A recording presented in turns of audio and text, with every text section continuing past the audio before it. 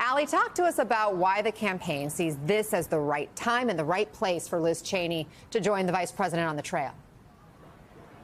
Yeah, Anna, well, we've heard Vice President Harris repeatedly say that if she's elected in November, she would be a president not just for Democrats, but for all Americans. And we've seen the Harris campaign in recent months really make inroads with independents, with Republicans, but specifically with these never Trump Republicans, these Republicans that have been disillusioned by former President Trump. And the campaign's thinking now, with just over a month until Election Day, is what better time than now to really double down on these efforts. And so that's the thinking behind this event today, that we're going to see Vice President Harris appear for the first time with former Congresswoman Liz Cheney since her endorsement last month. And you'll remember just a few days after her endorsement, we saw her father, former Vice President Dick Cheney, follow in her footsteps. And they're going to be going to, as you mentioned, what's widely considered to be the birthplace of the Republican Party, with several meetings taking place there in the mid-1800s that eventually led to the creation of the GOP.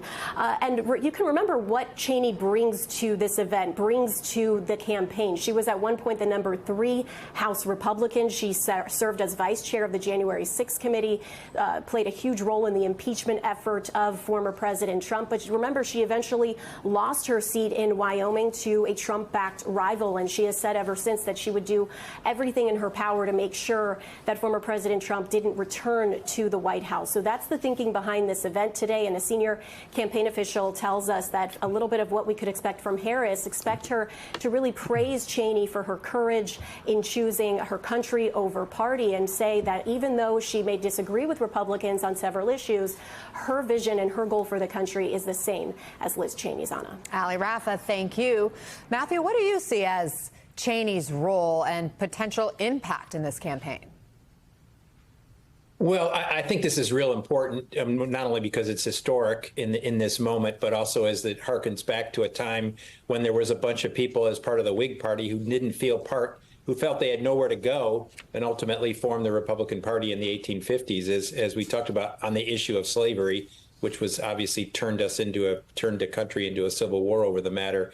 I think what this does, what Liz Cheney and others, but specifically Liz Cheney does, is two things. First of all, it's a great signal to independent voters who are tired of the sort of partisan politics, who don't like either political party, don't like Democrats per se, and don't like Republicans per se, feel like they're sitting there out in the middle of nowhere. They don't feel like anybody responds to them. And so this is bipartisanship message and symbolism sends a signal to them that, like, you can be comfortable here. So that's one thing. The other part, which we don't often talk about, is soft Republicans who can't see themselves voting for Vice President Harris. But because of Liz Cheney, what they could get is a signal like, do you really want to get up that morning and turn out and be enthusiastic and go vote for Donald Trump? Because many of them don't like Donald Trump but can't see themselves voting for a Democrat. And so I think this thing can have twofold. It's a great signal to independents, but it's also a signal to soft Republicans. I don't think they'll cause them to vote for the vice president, but it could cause them easily to basically say, I'm not going to vote for the top of the ticket. And Jonathan, the timing of Cheney's campaign appearance just a day after that bombshell court filing from Jack Smith, it was Trump's election lies, the January 6th attack that pushed Cheney away from Trump and his Republican Party. Will the new details in this new brief by the special counsel about Trump's actions break through with voters? One can only hope. I hope it breaks through with voters in the way that the January 6th hearings broke through, I believe, with voters. There are a lot of people who said, like, the hearings would have no impact, that everyone knows everything, everyone's dug in. That after 10 hearings, dramatic hearings, where we saw what we saw with our own eyes live on January 6th, but then hearing live testimony, learning new things, I think it was almost impossible for the American public and for the electorate to not hear those things, internalize them, and then have that inform their vote when they went into the voting booth in the 2022 election.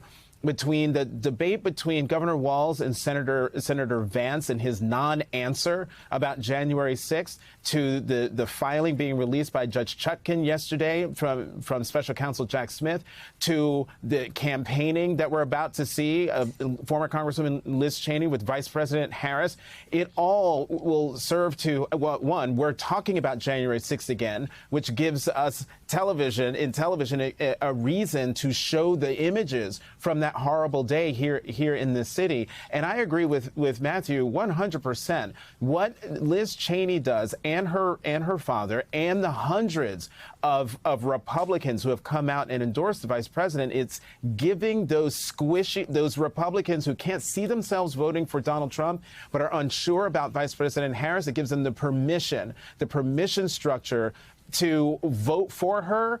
If not for her, then for the Constitution, because what the Liz Cheney endorsement demonstrates the stakes of this election. Jonathan, on the other hand, Trump has been posting a lot about this special counsel brief since it came out, calling it a witch hunt, calling it election interference. We've seen him get momentum in the past when his legal troubles are front and center. Could this potentially help him politically? I mean, sure, it might. I mean, that's what we have seen over these last few months. But as many people have pointed out, the former president has a ceiling on his support. And so what's he going to do? Just rile up the people who are already riled up and who are with him? We will see, finally, in about how many days do we have? 32, 33 days? That's when we'll know 33. For sure. Just 33 days until the election. Matthew, Jonathan mentioned that non-answer from J.D. Vance at the debate when he was asked about whether Trump lost the 2020 election. Well, he was asked about that yesterday at an event in Michigan. Watch. Here's the simple reason. The media is obsessed with talking about the election of 4 years ago. I'm focused on the election of 33 days from now because I want to throw Kamala Harris out of office and get back to common sense economic policies. Matthew, Trump brings up 2020 all the time, but how is it that the Republican Party is still struggling to deal with his obsession nearly 4 years later? Well, because they have never been able to admit reality, which is Joe Biden won. I mean, they refuse to admit reality. And it's like a 12-step program. Until you admit you have a problem and then go on, you can move to the next steps. They've never admitted they have a problem. And their problem is their lead candidate refuses to accept the election results in a country that democracy is based on the loser fading away and accepting the results of this. And I think it's so hypocritical of J.D. Vance to say that Democrats or the media wants to talk about this when the person who talks about this the most day in and day out and who complains and whines and refuses to go along with what the voters wanted is Donald Trump. And that's fundamentally the problem. And I want to add something to the previous answer what Jonathan said, which I agree with completely. Is Donald Trump, when we say he gathers momentum when he's under legal problems, he never gathers momentum with swing voters. He gathers momentum with his base. It helped him with his base against Ron DeSantis when he was running in the primary. But all of this problem does nothing but put off swing voters and the independent voters who are ultimately going to decide this election.